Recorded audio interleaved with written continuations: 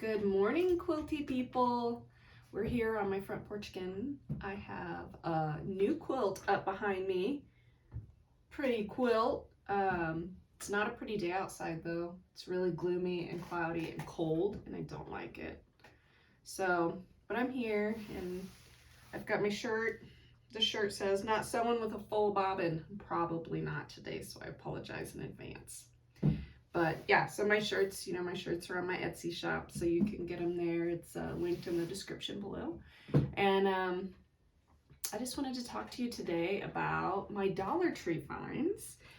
We found some really cool stuff at the Dollar Tree, and I have kind of come up with a few different fun Easter things that we can do with my fad Dollar Tree finds. So I wanted to share kind of my generalized idea for what I'm gonna do, because sometimes you just run into things and you gotta fix them along the way. So that's what I'm gonna do. I'm just gonna talk to you a little bit about each of the projects that we've come up with. And we have all of our stuff in the bag that I thought I might need to use. So this was the water resistant bag that I had found, and I wanted to do something like an applique or something on there, but I had these fabric bunnies and I thought, we could start off with that and maybe add some, I have the felt that we've been using, kind of a teal color and a pink color that I thought we could make some Easter eggs out of. And I thought we could do some embellishments with the carrots that I found, and there's even some ribbon that's carrots, so I thought that all kind of went with the theme, and hopefully it'll color coordinate pretty good. I don't know, but these really match this vinyl really good. This isn't a Dollar Tree find, but I am gonna end up throwing that in there probably so that we can vinyl a name on here, and that'll be a lot of fun to have for Easter. So and then I also have this fun glitter thread. It's like a really shiny white holographic thread. Again, it's going to be one of your decorative threads, so you're going to need to run it in your machine a little differently, but if we can highlight all these things with this fun decorative thread, that makes it fun for me, so that's what I'm doing, but you can do whatever you want to. Also, I think I'm going to need a little help from some fusible. This is a double-sided fusible, and it's going to help me get my bunnies on there and my eggs on there once I cut them out. You can use whatever you'd like. I do like to use this kind of fusible that's double-sided because it makes it a lot easier.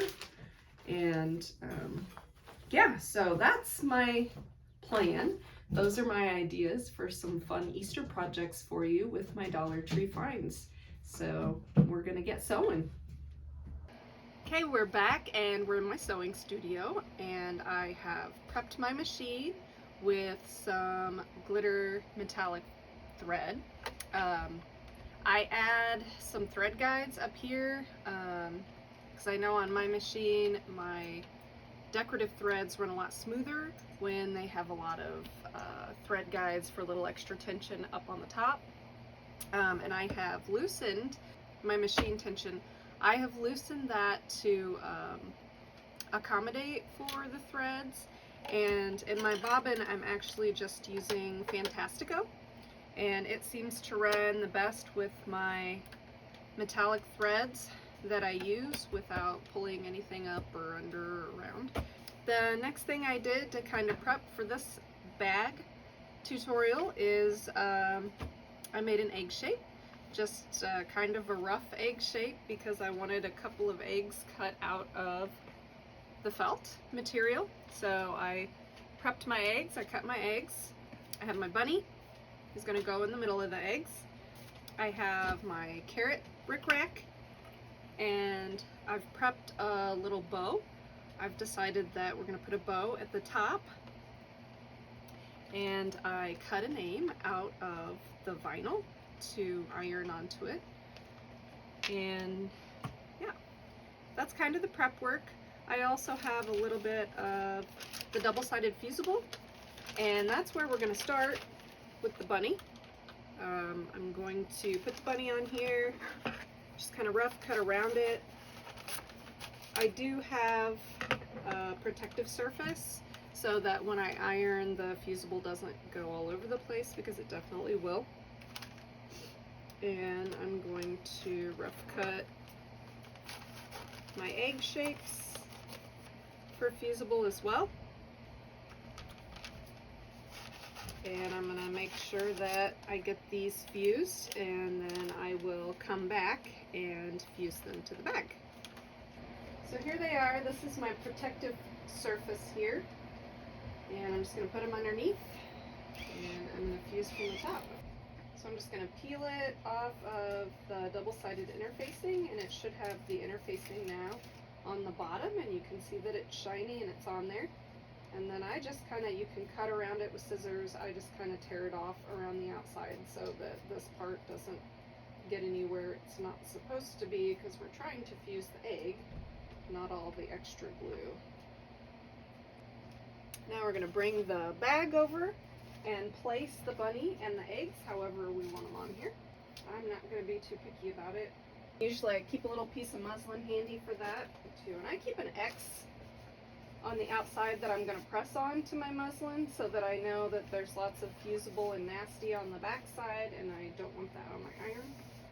So I always just kind of mark it so I know which side of my iron it is. And I'm going to give these a good press and make sure that they adhere well to the bag.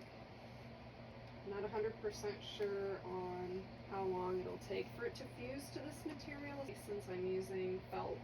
And the next step is coming over here to my sewing machine, and we are going to attach the carrot trim. I'm just going to trim off this last one here. Okay, so problem solving as we go here. I have to sew the carrots to the top, and I'm going to move the name to the bottom, because on this machine I can't stick it to go all the way down to the bottom of the bag. It won't pull over the top of it. So that's okay. We're just going to do this part here, and I'm just going to use a clip just to hold it in place on this side over here for me while I'm maneuvering it along. And I'm going to start somewhere right in the middle here of these eggs, and I have a small zigzag stitch up.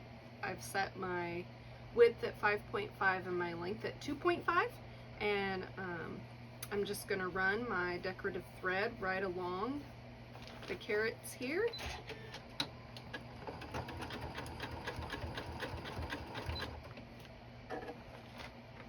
Kind of stopping, trying to keep it straight. I've lined it up with this little stitch that's on the bag so I can try and keep it straight.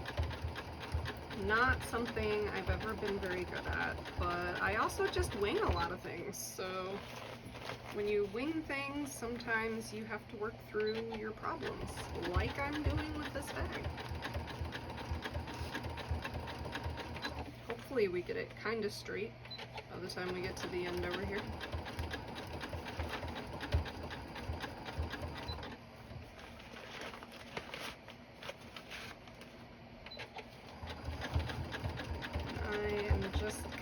Making sure I don't catch this side of the bag. Okay, I'm going to back stitch on it and cut my thread. So there's your stitch. Looks really good. Tension looks really good. Looks really good on the back too. So I am going to add the name. And since we've switched it down here to the bottom, I'm just gonna put it where I want it, cover up my workspace, and press. Sometimes the pressing parts takes, a little bit longer to check and make sure that everything's going the way it should under there. Pressure always helps.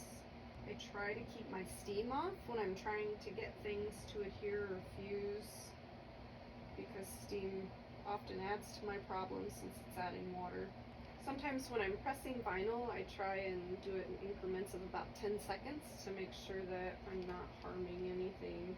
But vinyl, especially glitter vinyl, has a tendency to take a little bit longer, and it's also easier to peel when it's cool. So I'm going to let it cool for a minute, and then we'll try to peel it off and see if we need to go a little longer. And I'm not going to worry about it too much because I'm going to get it where I want it to be, and then I'm going to press it again to make sure that it adheres fully. So it's really cute though. There we go.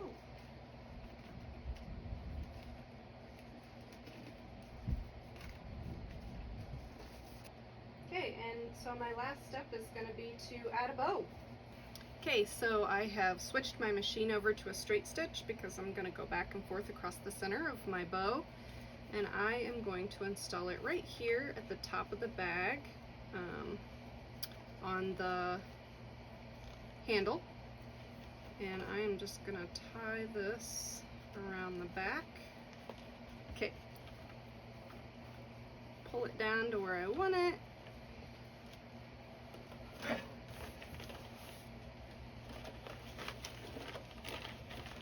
And I'm going to make sure I get my bag out of the way.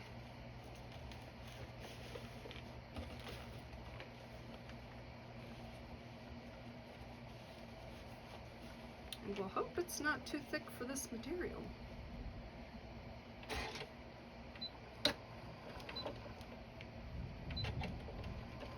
I still have my decorative thread in there, and that is not going to work. So I'm going to switch that out.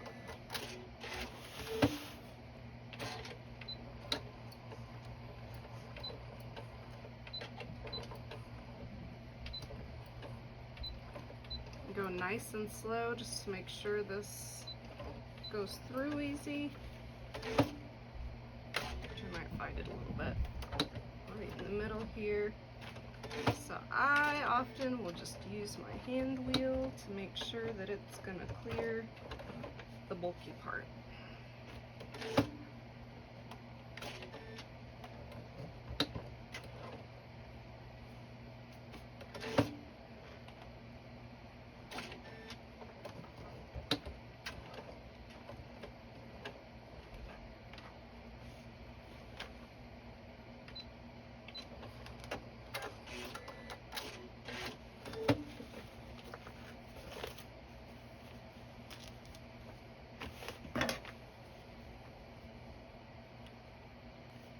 There's our pretty Easter bag all finished up. Okay, so we made a couple bags. Here is one of my completed bags, and this is the other completed bag. And you probably got a little bit of footage from both because I definitely learned some things along the way. The felt,